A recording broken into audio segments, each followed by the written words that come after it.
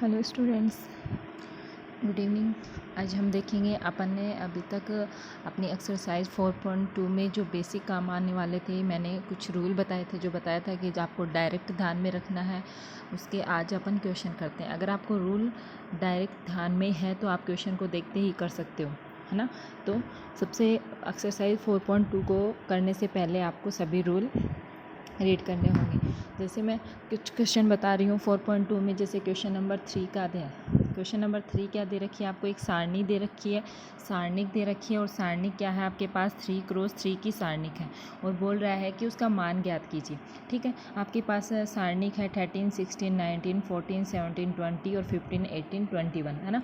अगर आप इसका मान डायरेक्ट भी ज्ञात कर सकते हो, लेकिन अगर आप डायरेक्ट ज्ञात करोगे, देखो आपके पास डिजिट है, जो 17 को मान लो 21 से गुणा करोगे, 18 को 19 से गुणा करोगे, तो आपके पास ज़्यादा आपको गुणा करना पड़ेगा। तो अगर अपन को अपने रूल ध्यान में है तो इसको आप सॉर्ट कर सकते हो। जैसे मैं मान लूँ कि आपके पास दे रखी है ये सारणी को मैंने डेल्टा से लिख दिया।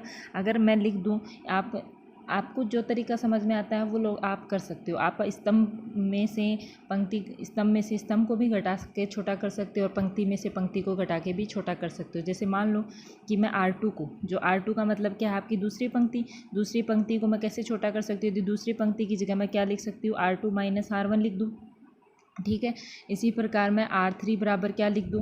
R3 minus R2। और R3 माइनस R2 ही लिखेंगे क्योंकि इससे छोटी वैल्यू आएगी, जबकि R3 माइनस R1 भी कर सकते हो, लेकिन R2 की बजाय इसमें वैल्यू क्या आएगी? बड़ी। मैंने इनको घटा के लिखा, तो घटा के लिखने से क्या, मैंने R2 की जगह लिख दिया R2 माइनस R1 और R3 की जगह लिख दिया मैंने R3 माइनस R2। ठीक है, पहली जैसे ये पंक्ति है, पहली पंक्ति तो आपके पास सेम आ गई 13, 16, 19। आप स्तंभ में से C2 दूसरे स्तंभ में से पहले स्तंभ को भी घटा के छोटा कर सकते हो, या तीसरे स्तंभ में से दूसरे स्तंभ को भी स्तंभ को भी आप माइनस कर सकते हो, रो को भी आप माइनस कर सकते हो। ठीक है, पहली रो ऐसी की ऐसी आ गई। दूसरी रो है 14 में से 13 को घटाओगे 1, और 17 में से 16 को घटाओगे 1, और 20 में से 19 को घटाओगे 1। इसी प्रकार आप क्या कर सकते हो? तीसरी रो में से दूसरी रो को घटाओगे तो आपके पास वैल्यू क्या आ जाएगी? 2, 2, 2। ठीक है, अब मैंने बताया था कि कोई भी पंक्ति या स्तंभ, कोई भी एक पंक्ति या स्तंभ किसी अचर राशि से गुणा हो तो अपन उसको बाहर ले सकते हैं। जैसे इसमें 1 ने बाहर लेने की ज़रूरत नहीं, इसमें से मैं 2 बाहर ले लूँ, तो एक बार ही बाहर आएगा। क्यों? क्योंकि वो एक ही पंक्ति से गुणा हो रहा है। 2 पंक्ति से होता तो 2 बार बाहर आ जाता, 3 पंक्ति से गुणा होता तो 3 बार। यहाँ एक ही पंक्ति से गुणा हो रहा है, इसलिए मैंने 2 एक बार बाहर ले लिया। ठीक है, अब देखो ये देखना, जब हम तीसरी पंक्ति में से 2 को कॉमन ले लेते हैं तो आप देखोगे एक प्रॉपर्टी पड़ी थी कि किसी भी सारणिक में 2 पंक्ति या 2 स्तंभ बराबर होने पर सारणी का मान अपने आप क्या हो जाता है? 0 हो जाता है। ठीक है, तो इसमें देखो दूसरी और तीसरी पंक्ति क्या है? बराबर होगी, इसलिए सारणी का मान अपने आप ही क्या हो जाएगा? आपके पास सारणी का मान क्या हो जाएगा? 0। ठीक है, अपने पास एक तरीका तो ये था कि अपन पंक्ति में से पंक्ति को घटा रहे, दूसरा अपन स्तंभ में से स्तंभ को घटा के भी इस क्वेश्चन को कर सकते हैं, तो हो जाएगा। किसी भी तरीके से आपको जो सही लगे वो कर लेना। देखना, क्वेश्चन नंबर 5 में आपको क्या दे रखा है? आपको क्या दे रखी है? एक सारणिक दे रखी है और उसके बराबर आपको सिद्ध करना है x minus y, y minus z, z minus x. ठीक है, तो अपन LHS ले लेते हैं। LHS में आपको क्या दे रखा है? 1, 1 स्तंभ तो दे रखा है 1, 1, 1 Y Z, Z X, X Y, और Y plus Z, Z plus X, X plus Y. ठीक है, तो अपन जब भी आपके पास एक कंडीशन ध्यान में रखना, जब भी आपके पास 1, 1 यानी कोई भी आपको सारणिक देना, तो मोस्टली आप लोग क्या करोगे? उसमें ज़्यादा से ज़्यादा 1, 1 बनाने की कोशिश करोगे। ठीक है, 1, 1 बनाने के बाद अपन उसको कोई भी स्तंभ या पंक्ति को इस प्रकार से घटाएंगे कि आपके पास कहीं ना कहीं 2 0 बन जाए, ताकि आपके पास क्या सारणिक ईजी हो जाए विस्तार करने के लिए, उसको सोल्व करने के लिए। अब देखो पहले स्तंभ में देखो आपके पास क्या बन रहा है? 1 बन रहा है, 1 बन रहा है, 1। तो अपन क्या कर सकते हैं? चाहे तो पहली पंक्ति में से दूसरी को घटा दो, चाहे दूसरी में से तीसरी को घटा दो, चाहे तो तीसरी में से पहली को घटा दो। तो कहीं ना कहीं आप घटाओगे तब आपके 2 जगह आपका क्या बन जाएगा? 0। 0 बनने से आपकी सारणी की ईजी हो जाएगी।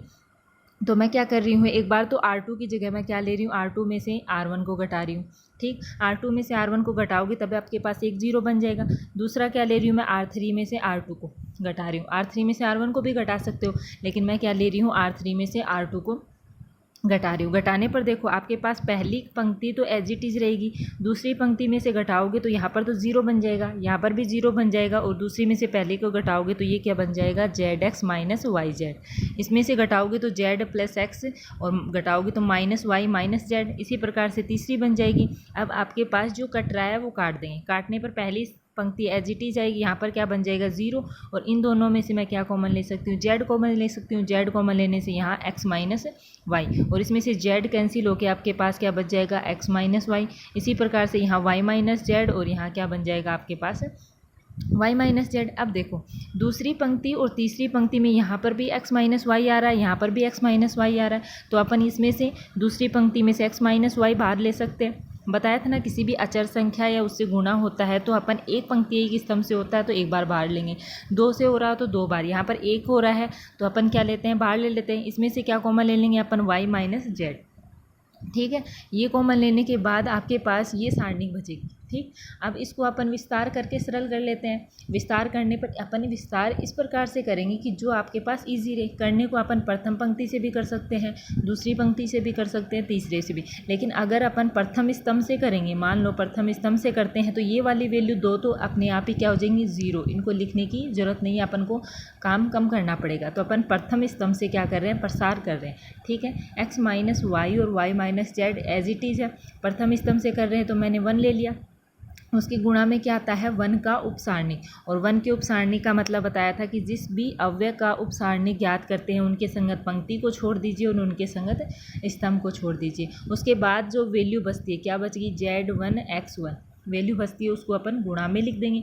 ये यहाँ पर क्या आएगा, देखो मैंने बताया कि 3 क्रम की सारणी को तो यहाँ पर प्लस होता है, यहाँ पर माइनस, यहाँ पर प्लस, यहाँ माइनस, यहाँ पर प्लस, यहाँ माइनस, यहाँ पर प्लस, यहाँ माइनस और यहाँ पर प्लस। तो दूसरे स्तंभ में दूसरा वे, पहले स्तंभ में दूसरा वे ले रहे हैं तो कौन सी वैल्यू आएगी, ज़ीरो। तो अपन इसको लिखें या न लिखें, वैल्यू अपने आप ही क्या हो रही है, ज़ीरो। तो लिखने की ज़रूरत नहीं है आपको। ठीक है, आप इसको सरल करोगे तो x minus y, y minus z, ये वाली वैल्यू ज़ीरो हो जाएगी, ये वाली वैल्यू ज़ीरो हो जाएगी। इसको गुणा करोगे तो जेड माइनस एक्स।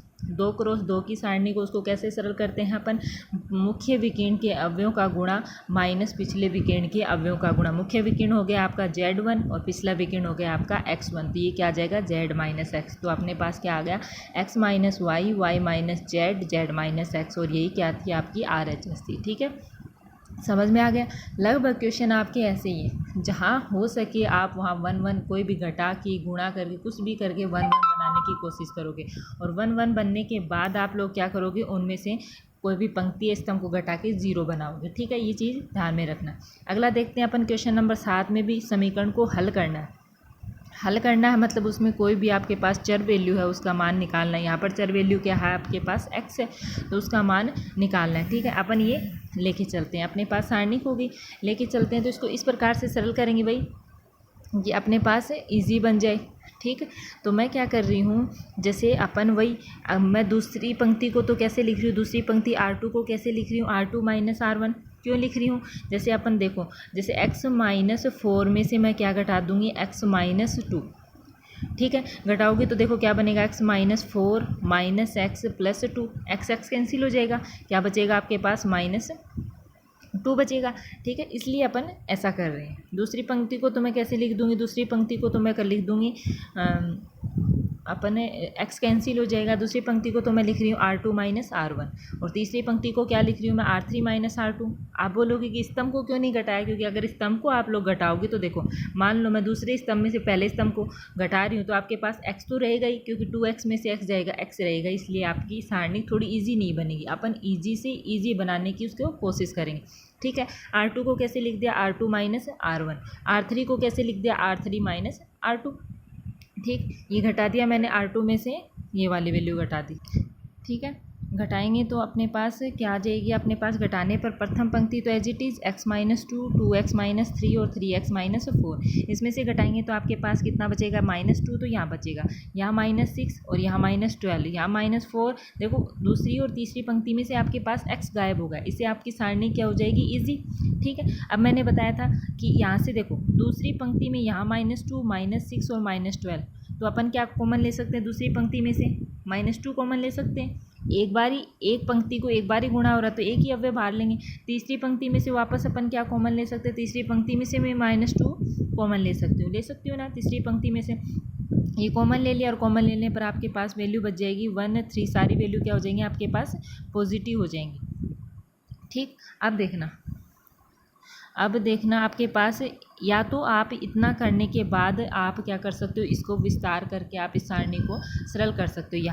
यहाँ पर भी इसको सरल कर सकते हो विस्तार करके, लेकिन मैं और इजी करने के लिए मैं क्या कर रही हूँ, C2 स्तंभ देखो C2 स्तंभ ये है, इसमें से मैं C1 स्तंभ को घटा रही हूँ। देखना यहाँ पर घटाएंगे तो आपका क्या आ जाएगा, ये यहाँ से x कैंसिल करने के लिए देखो C2 स्तंभ में पहला वह क्या आ रहा है 2x - 3।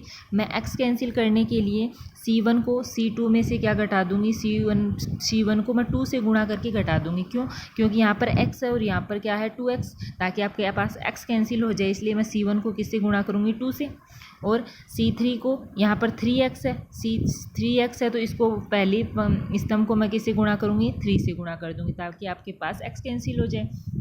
अगर आपको समझ में नहीं आए तो आप यहीं से विस्तार कर देना कि आगे क्या करना है क्या नहीं करना, तो आप क्या करो यहीं से विस्तार कर देना, आपका आंसर आ जाएगा। ठीक, मैं इजी करने के लिए ऐसा कर रही हूँ।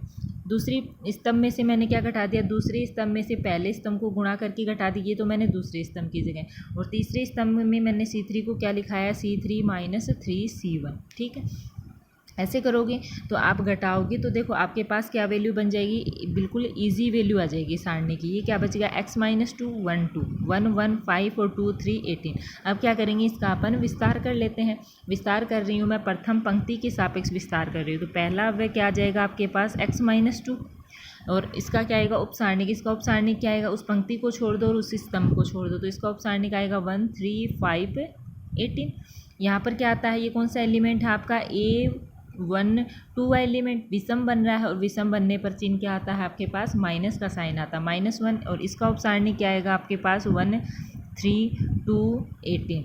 तीसरा वह आपके पास प्लस में आएगा, क्योंकि ये कौन सा एलिमेंट है आपके पास 1 3 वाला एलिमेंट, और यहाँ पर क्या बन रहा है, सम बन रहा है, इसलिए वैल्यू क्या आएगी आपके पास पॉजिटिव। और गुणा में इसका उपसारणिक क्या आ जाएगा 1 1 2 5। इसको सरल कर लोगे आप लोग, और बराबर में क्या चल रहा है 0। इसको सरल करोगे तो आपके पास समीकरण आ जाएगा 3x - 12।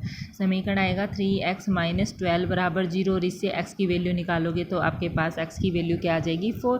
कर सकते हो, ईजी है। अगला देखना, क्वेश्चन नंबर 8 में बोल रहा है कि बिना विस्तार के सिद्ध कीजिए, यानी बिना विस्तार के आपको सिद्ध करना है कि तीनों सारणी क्या है आपस में आपकी बराबर है। बिना विस्तार के सिद्ध करना है, और बिना विस्तार के सिद्ध करना है मतलब आप कोई ना कोई पंक्ति घटेगी या जुड़ेगी, या स्तंभ घटेंगे या स्तंभ जुड़ेंगे। मान लो मैं पहले सारणी को मैंने क्या मान लिया, del 1, दूसरे सारणी को मैंने del 2, और तीसरे सारणी को मैंने del 3 मान लिया। लास्ट में अपन इसको सरल करके del 1 बराबर del 2 बराबर del 3 सिद्ध कर देंगे।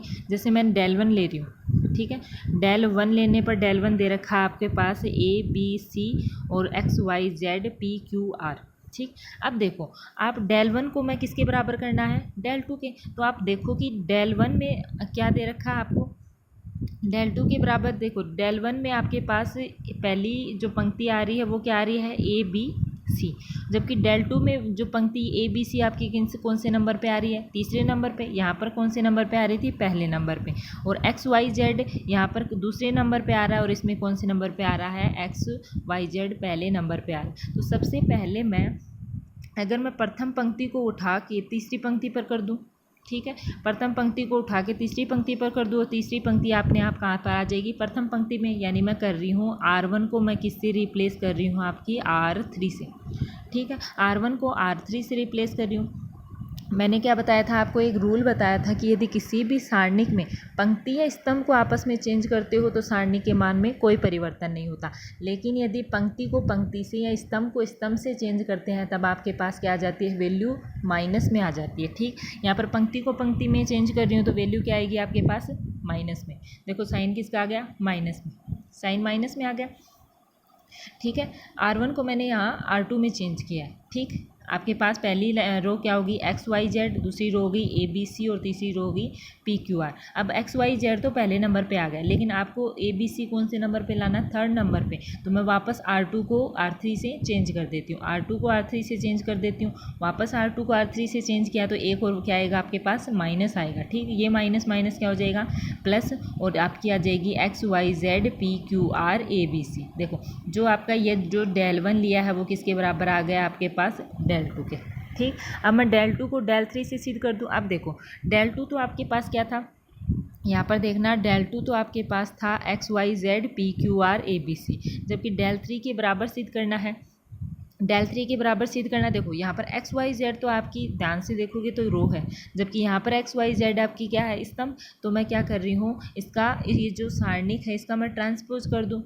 ट्रांसपोज करने पर क्या होता है, जो पंक्ति है वो तो स्तंभ बन जाते हैं और स्तंभ है वो क्या बन जाती है आपकी पंक्ति। ठीक, तो आपके पास क्या आएगा, सबसे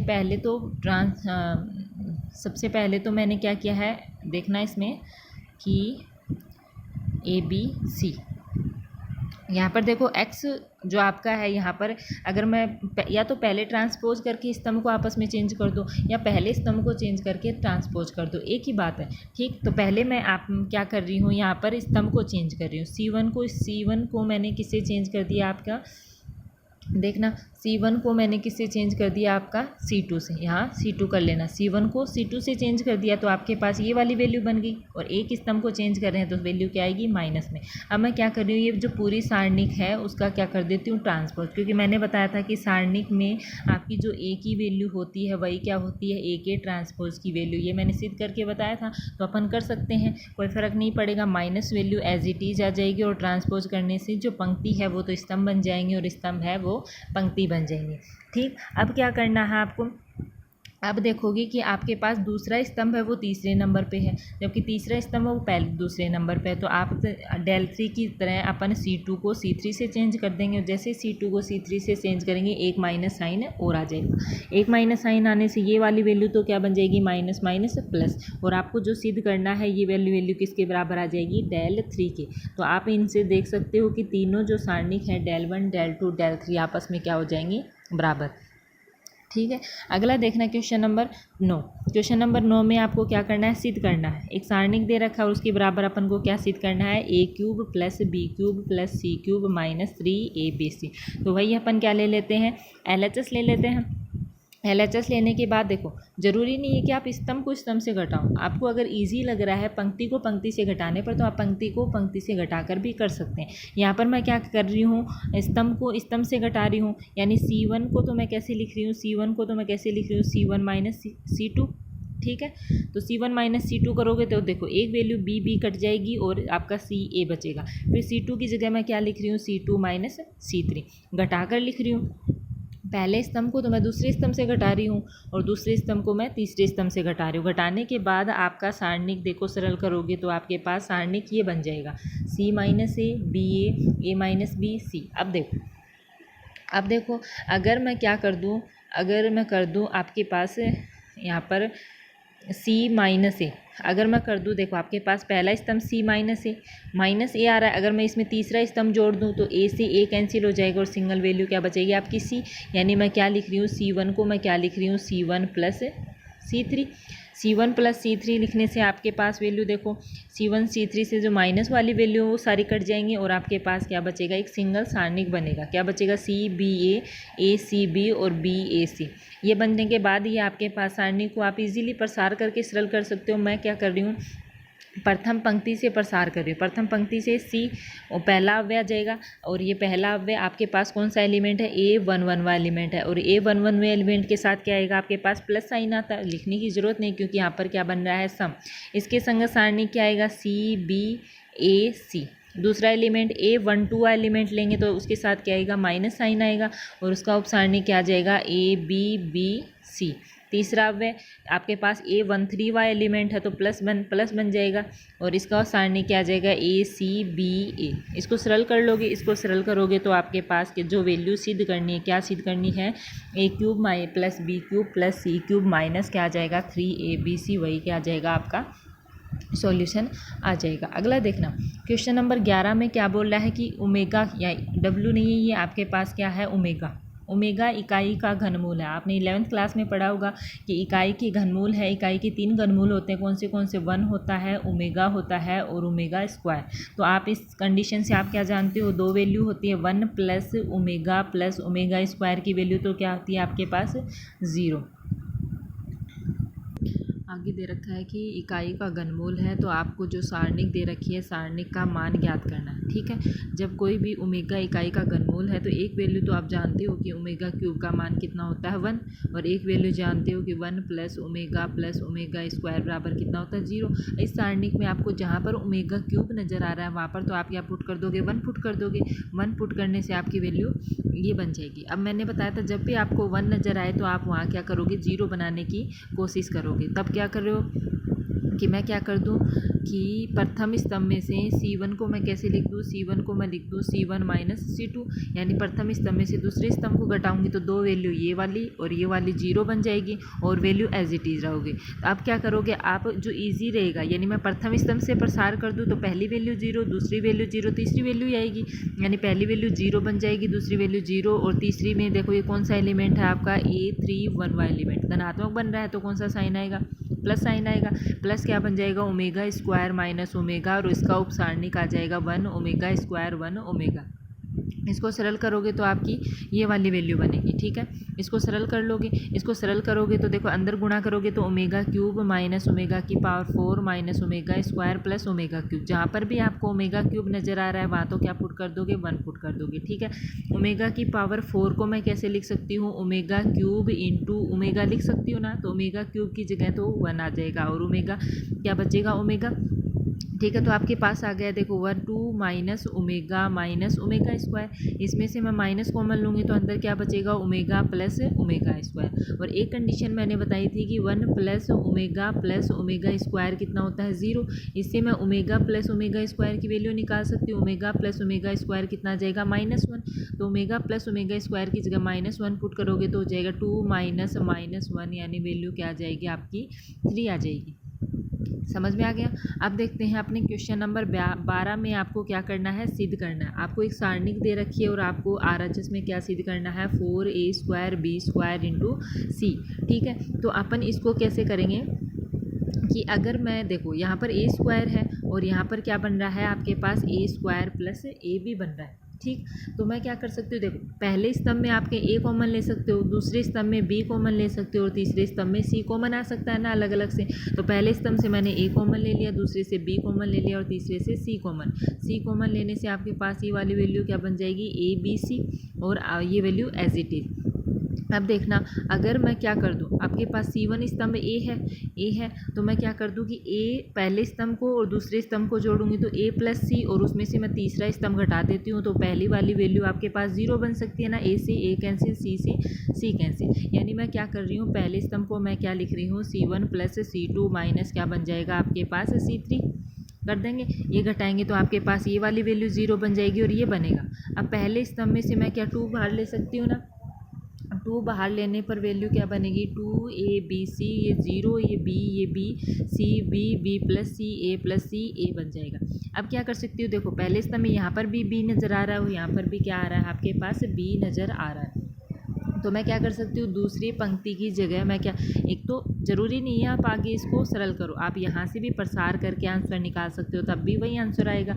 अब मैं दूसरी पंक्ति को कैसे लिख रही हूँ, R2 माइनस R3, दूसरी पंक्ति को R2 माइनस R3 लिख रही हूँ, तब ये वैल्यू 0, पहला तो 0 है, ये वाला 0 बन जाएगा और ये सारणिक बनेगा। अब देखो ये इजी बन रहा है, अगर मैं स्तंभ से प्रसार करूँ तो पहली वैल्यू 0, दूसरी वैल्यू 0 और ये क्या बन जाएगा, प्लस B, और इसके सारणिक का मान क्या आएगा, ये पंक्ति छोड़ दो, ये स्तंभ छोड़ दो, क्या आ जाएगा, C A प्लस C और A माइनस C। इसको सरल करोगे तो कितना आएगा आपके पास, सरल करोगे प्रथम स्तंभ से प्रसार करने पर, ठीक है, सरल करोगे तो आपके पास देखना वैल्यू कट जाएंगी और ये कट जाएंगी तो C स्क्वायर कैंसिल हो जाएगा, अंदर कितना बचेगा, 2ABC। ठीक, तो 2ABC और अंदर कितना आ जाएगा, 2ABC, गुणा करोगे तो कितना आ जाएगा, 4A square B square into C square, और यही आपको सिद्ध करना था। अगला देखना क्वेश्चन नंबर 13। क्वेश्चन नंबर 13 में आपको क्या बोल रहा है कि एक सारणिक दे रखा है, सारणिक ए बराबर ये वाली दे रखा है A1 B1 C1 A2 B2 C2 और A3 B3 C3 और बोल रहा है कि यहाँ पर capital A1 capital B1 capital C1 ये क्या है आपके क्रमशः A1 A2 और A3 के क्या है सेकंड है, यानी A1 किसका सेकंड है, स्मॉल A1 का, B1 किसका सेकंड है, स्मॉल B1 का, और C1 किसका खंड है, C1 का। ठीक है, तब आपको सिद्ध करना है कि डेल स्क्वायर बराबर ये सिद्ध करना है। ठीक, तो अपन को जो सिद्ध करना है, अब मैं क्या कर रही हूँ, एक तो आपको सारणिक दे रखा है, समझने की कोशिश करना, इसका रूल भी मैंने आपको पीछे लिखवाया हुआ है। तो डेल आ जाएगा, डेल इसको मैंने मान लिया A1 B1 C1 A2 B2 C2 और A3 B3 C3 और इसको capital A1 B1 C1 A2 B2 C2 और A3 B3 C3 को मैंने क्या मान लिया, डेल डैश मान लिया। आपको दे रखा है कि यहाँ पर कैपिटल A1 कैपिटल A2 इस प्रकार से ये क्या है, स्मॉल A1 स्मॉल B1 आदि के क्या है आपके पास सेकंड है। तो मैं क्या कर रही हूँ, एक बार आप डेल को मैं डेल डैश से गुणा कर रही हूँ, डेल को मैं डेल डैश से गुणा कर रही हूँ, दोनों को गुणा। मैंने बताया था कि स्तंभ आपके मैट्रिक्स में तो क्या बताया था, पंक्ति का केवल स्तंभ से गुणा होगा, लेकिन सारणिक में आप पंक्ति को पंक्ति से भी कर सकते हो, स्तंभ को स्तंभ से भी कर सकते हो, पंक्ति को स्तंभ से भी कर सकते हो और स्तंभ को पंक्ति से भी कर रहे हो। तो मैं क्या कर रही हूँ, यहाँ पर पंक्ति को पंक्ति से गुणा कर रही हूँ, यानी पहली पंक्ति को मैं पहली पंक्ति से गुणा करूँगी तो क्या आएगा, small A1 capital A1 plus small B1 capital B1 plus small C1 capital C1, ये वाली वैल्यू आ जाएगी। फिर पहली पंक्ति को मैं दूसरी पंक्ति से करूँगी तो ये आ जाएगा, और पहली पंक्ति को तीसरे से करूँगी तो ये आ जाएगा। अब क्या उठाएंगे, दूसरी पंक्ति को पहली पंक्ति से करेंगे, ये दूसरी पंक्ति को दूसरी पंक्ति से करेंगे और दूसरी पंक्ति को तीसरी से, तीसरी पंक्ति को पहली से, तीसरी पंक्ति को दूसरी से, तीसरी पंक्ति को तीसरी से। अब देखना यहाँ पर आप लोग समझने की कोशिश करना, मैंने एक रूल बताया था कि किसी भी सारणिक में, यदि किसी सारणिक में किसी पंक्ति या स्तंभ के अवयवों को किसी दूसरी पंक्ति या स्तंभ के सहखंडों से गुणा करते हैं तो उसकी वैल्यू तो मैंने क्या बताया था, 0। लेकिन सेम पंक्ति और सेम स्तंभ के सहखंडों से गुणा करते हैं तो उसका मान क्या बताया था आपके पास, मैंने बताया था वही सारणिक होता है, बताया था ना। तो यहाँ पर देखो इस अवयव कौन से हैं, small A1 small B1 small C1, और उसी अवयवों को उन्हीं के सहखंडों से capital A1 capital B1 capital C1 उसी से गुणा कर रहे हैं ना, यानी स्मॉल A1 और उसका सहखंड कैपिटल A1, स्मॉल B1 और उसका सहखंड स्मॉल कैपिटल B1 और स्मॉल C1 और उसका सहखंड कैपिटल C1। तो सेम से कर रहे हैं तो वो क्या आएगा, उसी सारणी उन्हीं अवयवों का सारणिक आएगा, और small A1 small B1 small C1 का सारणिक क्या था आपके पास, डेल। तो इसका मान तो डेल आ जाएगा। अगला देखना small A1 A2 plus small B1 B2, देखो यहाँ पर A2 किसका सेकंड है, A2 का है ना, जब और B2 किसका है, B2 का, और C2 किसका है, स्मॉल C2 का। यानी अवयव तो A1 B1 C1 है, लेकिन अन्य पंक्ति या स्तंभ अन्य पंक्ति के अवयव के सेकंड से गुणा हो रहा है तो वो वाली वैल्यू क्या आ जाएगी, 0। ये भी अन्य से गुणा हो रहा है तो 0, ये भी 0, लेकिन ये देखो सेम से गुणा हो रहा है, उसी पंक्ति के सेकंड और स्तंभ से गुणा हो रहा है तो इसकी वैल्यू क्या आ जाएगी, डेल। इसकी वैल्यू 0, ये 0, ये 0 और ये सेम से हो रहा है तो डेल। आपके पास क्या बन जाएगा, ये सारणिक बन जाएगा। अब देखो मैं पहली पंक्ति से डेल कॉमन ले सकती हूँ, दूसरी पंक्ति से डेल से ले सकती हूँ, तीसरी पंक्ति से डेल लेती हूँ, तो ये क्या बन जाएगा आपके पास, डेल क्यूब, और ये क्या बन जाएगा, इकाई सारणी। और मैंने बताया था इकाई सारणी की वैल्यू हमेशा क्या होती है, 1 होती है, यानी क्या आ जाएगा, डेल इंटू डेल डैश बराबर डेल क्यूब। डेल से डेल कैंसिल कर दूंगी तो कितना आएगा आपके पास, डेल स्क्वायर बराबर डेल डैश, और डेल डैश मैंने क्या माना था, A1 B1 C1 A2 B2 C2, और ये आपको क्या करना था, सिद्ध करना था। ठीक है, आगे समझ में।